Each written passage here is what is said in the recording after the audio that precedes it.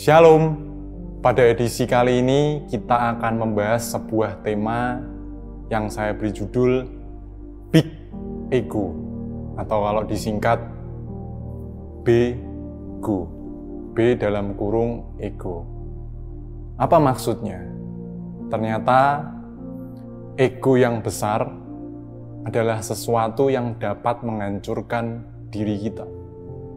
Seperti sebuah kutipan yang sangat terkenal berkata, "Dissolve your ego before it dissolve yourself." Hancurkan egomu sebelum itu menghancurkan dirimu sendiri. Memangnya apa yang salah dengan ego? Memang kalau hanya ego itu nggak salah, tapi ketika ego itu jadi besar, itu justru akan menghancurkan setiap kita. Karena apa? Ego dari konteks psikologi itu berkata bahwa sebuah konsepsi individu tentang dirinya sendiri, keberadaan dan perannya dalam dunia. Nggak ada yang salah, tapi ketika ego itu jadi besar, maka akan jadi bego atau menghancurkan setiap kita. Dan seperti yang Tuhan Yesus sendiri katakan di Roma 11 ayat yang ke-36, bahwa harusnya sebab segala sesuatu adalah dari Dia, dan oleh Dia, dan kepada Dia.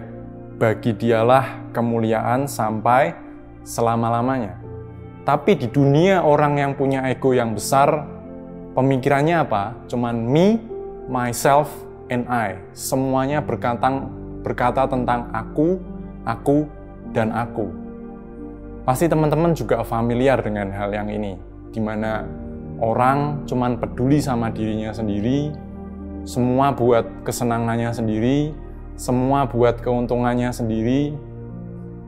Nah, tanpa sadar sebenarnya atau keserakahan itu justru akan menghancurkan mereka.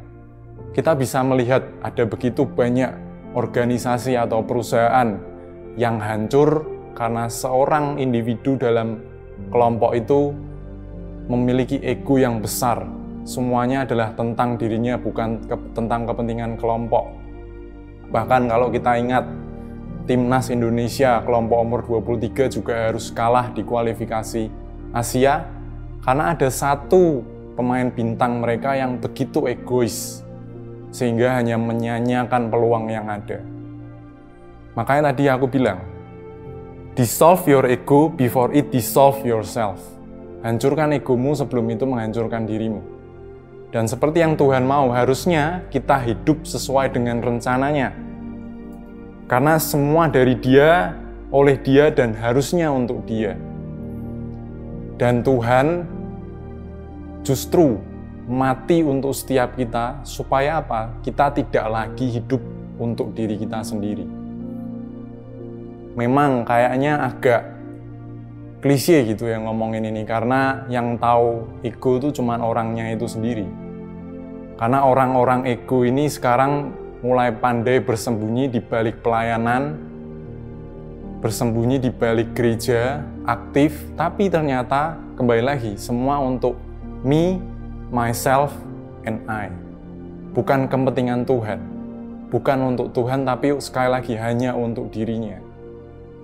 Makanya sebuah ayat lagi yang mempertegas setiap kita di 2 Korintus 5 ayat yang ke-15 versi firman Allah yang hidup berkata seperti ini, Ia mati bagi semua orang, supaya yang hidup, yaitu yang telah menerima hidup kekal dari Yesus Kristus, tidak lagi hidup untuk diri sendiri dan mencari kesenangan sendiri, tetapi hidup untuk menyenangkan Kristus yang mati dan bangkit kembali untuk mereka.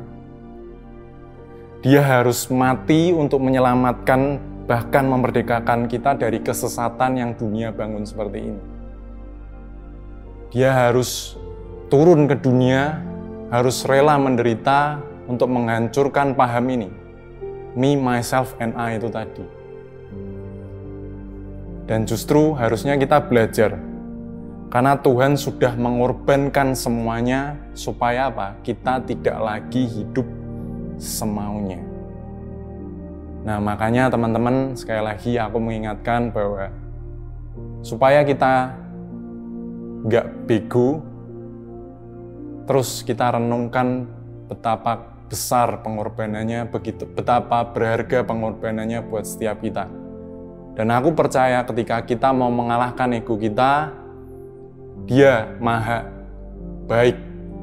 Dia yang akan menambahkan semuanya buat setiap kita. Amin.